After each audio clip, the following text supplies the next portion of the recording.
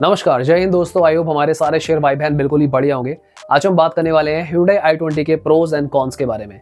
हम लोन वगैरह लेते हैं, मेहनत के पैसे से कार खरीदते हैं, तो हर कार के अंदर कुछ कमियां भी होती हैं और कुछ अच्छाइयां भी होती है। देखो, उतने ही पैसों में अच्छाइयां ज्यादा मिल जाए तो मजा आ जाता है, पर अगर कमियां ज्यादा निकल कर आ जाए तो प्रॉब्लम हो जाती है। तो यहाँ पे हम प्रोज एंड कॉन्स दोनों की बात करने वाले हैं। सबसे इंपॉर्टेंट पॉइंट जो है पूरी वीडियो में फैले हुए हैं, मुझे खुद नहीं पता वो कौन से मिनट पे आएंगे, तो वीडियो को प्लीज एंड तक देखना और चैनल पे अगर आप नए हो तो सब्सक्राइब कर लेना। So let's go. बेसिक से स्टार्ट करते हैं। i20 एक हैचबैक है जिसकी प्राइस रेंज एक्स शोरूम से 8 लाख से 13 लाख रुपए के बीच में चली जाती है।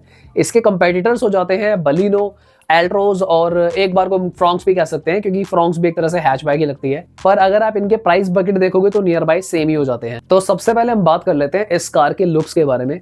ये कार देखने में बहुत ही प्यारी लगती है, बहुत ही फ्यूचरिस्टिक लगती है और काफी अच्छी रोड प्रेजेंस हो जाती है इस कार की। i20 काफी पुराना नाम है, पर अच्छी चीज ये है कि वक्त के साथ साथ ये डेवलप होती चलेगी। तो जब आप ये कार खरीदते हो ना, तो एप्रिसिएशन तो लोगों से आपको मिलेगी। कोई ऐसे नहीं बोल सकता इस कार को कि यार ये क्या कार ले ली। जो भी इसके अंदर बैठेगा, जो भी इस कार को देखेगा, वो इस कार की तारीफ ही करेगा, क्योंकि टायर प्रोफाइल भी इसका काफी अच्छा मिल जाता है। इंजन भी इसका अच्छा हो जाता है, क्योंकि वहां पर आपको 1.2 लीटर का 4 सिलेंडर इंजन मिलता है।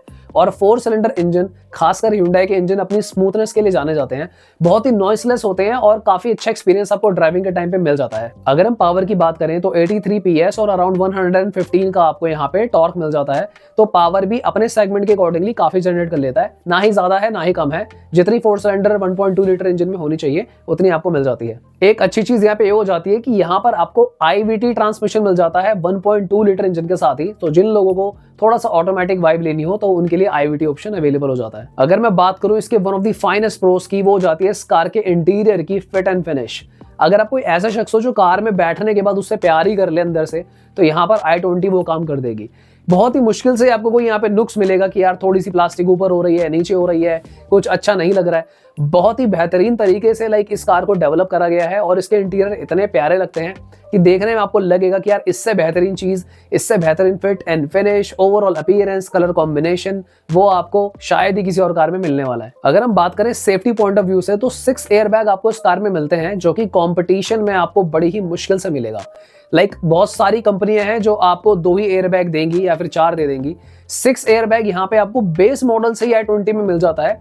तो ये एक डेफिनेटली एक अच्छी अचीवमेंट वाली बात हो जाती है i20 के लिए, Hyundai एज अ कंपनी के लिए भी। अगर हम बात करें इस कार के व्हील बेस की, तो अपने सेगमेंट में हाईएस्ट व्हील बेस इस कार का हो जाता है। व्हील बेस बेसिकली होता है फ्रंट वाले टायर के पीछे वाले टायर के बीच का डिस्टेंस, और उसकी वजह से लेग रूम काफी ज्यादा जनरेट होता है। तो प्रैक्टिकली मेरे कहने का मतलब ये है, अपने सेगमेंट में काफी ज्यादा लेग रूम आपको मिलेगा। सो ड्राइवर की सीट के पीछे वाले पैसेंजर आराम से एडजस्ट होकर बैठ जाएंगे इसी लेग रूम की वजह से। एक बात जानकर आपको बहुत हैरानी होगी कि जो इसका अपर वेरिएंट आता है, फॉर एग्जांपल अपर कार जो कह लो, जिसको वेन्यू कहते हैं हम, वेन्यू का व्हील बेस भी, यानी कि अंदर जो लेग रूम है, वो भी i20 से कम हो जाता है। अराउंड 80 mm कम व्हील बेस आपको मिलता है वेन्यू के अंदर। तो यहाँ पर i20 स्पेशियस बहुत ज्यादा हो जाएगी, कोई टेंशन नहीं करनी है आपको। अगर हम बात करें यूजर फीडबैक की, स्पेशली इस कार के साउंड के बारे में, तो आपको सेकंड बेस से ही आर्केमीज का म्यूजिक सिस्टम मिलता है और टॉप एंड में बोस के स्पीकर्स मिल जाते हैं, जिसके अंदर आपको वूफर भी लगा मिलेगा पीछे। ठीक है, तो यहाँ पर अगर आप बात करो साउंड की, बहुत ही ज्यादा बेहतरीन साउंड आपको मिलने वाला है। अगर आप कोई म्यूजिक लवर हो तो बिल्कुल टेंशन नहीं लेनी, क्योंकि इसका जो इंफोटेनमेंट सिस्टम भी है ना, उसके रियर कैमरा की क्वालिटी, टच रिस्पॉन्स और साउंड एक कंप्लीट पैकेज बन जाता है। स्पेशली अगर आप कोई बिल्कुल ही लौंडा टाइप पर्सन है और गाने वगैरह सुनने का शौक है, गेड़ी मारने का शौक है, तो ये चीज आपको बहुत ज्यादा ही भा जाने वाली है। Cooled glove box type C, I mean it's a feature rich car. तो अगर आपको हैचबैक के अंदर कोई कार हाईएस्ट फीचर दे सकती है तो वो आपकी हो जाती है i20। तो तारीफ हमने काफी ज्यादा कर ली है i20 की, अब हम थोड़ी सी इसकी बुराई करेंगे। सो बात कर लेते हैं इस कार के कॉन्स के बारे में, क्योंकि इससे पहले आप मेहनत का पैसा, लोन वगैरह कुछ भी लगाओ, आपको कार की कमियों के बारे में भी पता होना चाहिए। सो पहली चीज स्टार्ट करते हैं इसके इंजन से। यहाँ पर आपको सिर्फ 1.2 लीटर के ही ऑप्शन मिलेंगे, ना ही आपको टर्बो के ऑप्शन मिलने वाले हैं यहाँ पे, और ना ही आपको 1.5 लीटर के ऑप्शन मिलने वाले हैं। आपको ना ही डीजल ऑप्शन मिलेंगे, ना ही CNG ऑप्शन मिलेंगे, ना ही IMT मिलेगा, ना ही DCT मिलेगा। सिर्फ आपको मिलेगा मैनुअल और IVT। अगर अगर मैं i20 के प्राइसेस की बात करूं तो मुझे बहुत बड़ा कॉन लगता है, क्योंकि जिस प्राइस बकेट में फिट होती है इसके कंपटीशन में फॉर एग्जांपल बलिनो और ऑल्ट्रोस इससे 1.5-2 लाख डिस्टेंस हो जाता है वहां पे प्राइसेस का। और यहाँ पर कंफ्यूजन आपको ये होगी कि आप कोई सब कॉम्पैक्ट एसयूवी में क्यों ना चले जाओ, क्योंकि देखो इसका जो मिड वेरिएंट्स है तकरीबन 10-11 लाख तक पहुंचते हैं, जहां पर आपको काफी बड़ी like sub compact SUV cars के भी अच्छे वेरिएंट्स मिल जाते हैं। फॉर एग्जांपल चाहे वो सोनेट का HTK प्लस हो या फिर ब्रेजा का VXI हो या इवन मेनी मोर, खुद वेन्यू ही इसका सबसे बड़ा कंपटीशन हो जाती है। तो उतना पैसा लगाकर छोटी कार लेना या फिर और बड़ी में चले जाना is the biggest problem for this car. i20 की ग्राउंड क्लियरेंस भी मुझे कौन लगती है। देखो इतना पैसा लगाने के बाद भी आपको 170 mm की ग्राउंड क्लियरेंस मिल रही है। कंपैरेटिवली इसका छोटा भाई एक्स्टर, उसके अंदर भी आपको तकरीबन 180 या 85 की ग्राउंड क्लियरेंस मिलती है। इवन पंच में भी आपको 185 की ग्राउंड क्लियरेंस मिल जाती है। तो यहाँ पर अगर आप किसी ऐसे एरिया में रहते हो जहां पर थोड़ा उबड़ खाबड़ रोड वगैरह है, तो वहां पर ये कार लेना थोड़ा सा कंफ्यूजिंग हो जाता है। So that's a con for me. सबसे बड़ी प्रॉब्लम मुझे i20 की लगती है इसकी बिल्ड क्वालिटी। ग्लोबल एनकैप से 3 स्टार रेटेड कार आती है, जबकि कंपैरेटिवली इस प्राइस पॉइंट से कम कार्स में भी मार्केट में ऐसे ऑप्शंस अवेलेबल है जहां पर आपको 4 या 5 स्टार रेटेड कार मिल जाती है। तो अगर आप कोई न्यू ड्राइवर हो तो वहां पर थोड़ा सोचना पड़ता है कि यार मैं सेफ्टी पॉइंट ऑफ व्यू से i20 की तरफ जाऊं या फिर नहीं जाऊं। तो इस बारे में थोड़ा सा सोच समझ कर डिसीजन लेना, क्योंकि ये कार हैचबैक हो जाती है। और एक्स्टर की अगर मैं बात करूं लेट से या फिर वेन्यू की, क्योंकि ये इस प्राइस पॉइंट में आ रही है कि इससे कम में आपको ऊंची कार मिल जाएगी एक्स्टर, जिस वजह से आपको ज्यादा हेडरूम मिल जाता है। कंपैरेटिवली अगर मैं वेन्यू की बात करूं तो वेन्यू में भी आपको काफी अच्छा हेडरूम मिल जाता है। तो ये भी मुझे कौन लगता है। हालांकि ये कौन नहीं भी कह सकते आप, क्योंकि हमें पहले ही पता है ये हैचबैक है। पर अगर आप कोई ऐसे शख्स हो जिसको कार ऊंची चाहिए, तो वहां पर आपके पास इस प्राइस रेंज में और भी ज्यादा ऑप्शंस अवेलेबल हो सकते हैं। अगर हम बात करें इस कार की माइलेज की, तो अपने सेगमेंट में इसकी बेस्ट माइलेज नहीं है।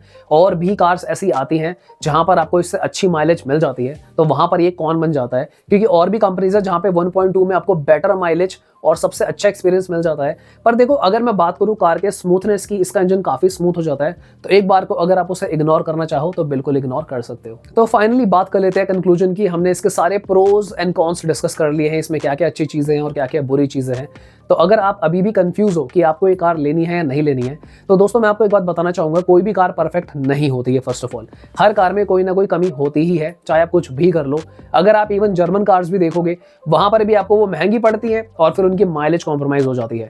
तो लाइक हर कार में कोई ना कोई इशू आएगा। आपके लिए इजीएस्ट तरीका ये है, आप वो चीजें देखो कि क्या प्रोज जो इसके हैं, जो अच्छी बातें हैं, क्या आप उससे सेटिस्फाइड हो, क्या आप इसके कॉन्स को इग्नोर कर सकते हो, तो आप i20 खरीद सकते हो। अगर इसके कॉन्स, जो इसकी बुराइयां जो हमने थोड़ी सी डिस्कस करी हैं, वो आपके लिए मैटर करता है, लाइक बिल्ड क्वालिटी मैटर करता है कि नहीं यार मेरा तो नहीं बनेगा 3 स्टार में, पर कंपैरेटिवली आपको 6 एयर बैग भी मिल जाते हैं, तो आपको सोच समझ के प्लानिंग करनी होगी और अपने फाइनेंसेस को देख लेना। सबसे बड़ा फैक्टर जो हमने डिस्कस कर रहा था कि इस कार की जो इस प्राइस पॉइंट में थोड़ा सा अगर ऊपर चले जाते हैं तो वेन्यू या फिर और कोई सब कॉम्पैक्ट भी आ सकती है। अगर आप सेटिस्फाइड हो हैचबैक से ही, मैं लाइक अगर मैं आपकी जगह हूँगा, मैं फर्स्ट टाइम बायर हूँ, मैंने कभी थोड़ी बड़ी कार नहीं चलाई है एसयूवी टाइप, तो शायद मैं एक बार को i20 में चला जाऊँ।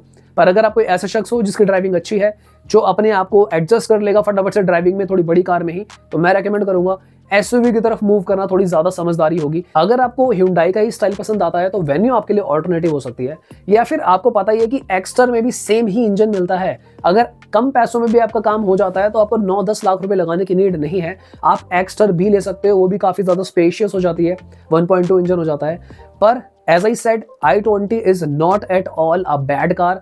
i20 की एक अपनी अलग ऑडियंस है। अगर आप उस पैरामीटर में फॉल होते हो जहां पर आपको सारी चीजें पता होने के बाद भी i20 ही लेनी है, डेफिनेटली इस कार की तरफ जाओ। बहुत ही प्यारी कार है, अपने सेगमेंट, अपने साइज, अपनी चीजों के हिसाब से ये वहां पे रूल करती है, कोई भी इसका हाथ नहीं पकड़ सकता। अगर आपको कोई भी डाउट या कोई भी क्वेश्चंस हो, कमेंट जरूर करना दोस्तों। और अगर आप प्लीज सब्सक्राइब करके कमेंट करोगे तो ज्यादा अच्छा होगा, क्योंकि हम चेक करते हैं कि हमारे यूजर हमें सब्सक्राइब कर रहे हैं नहीं कर रहे हैं। लाइक जरूर कर देना वीडियो को, कमेंट करना अपनी जो भी क्वेरीज हैं कि भाई मैं खरीदूं नहीं खरीदूं, मेरी इतनी रनिंग है, मैं चाहता हूँ ये ऑप्शन हो, लाइक थोड़ी सी और डिटेल देना ताकि हमें रिप्लाई करने में ईजी हो जाए। सो आज की वीडियो के लिए इतना ही। Thank you so much for watching guys, मिलते हैं किसी और दिन। Bye bye, take care.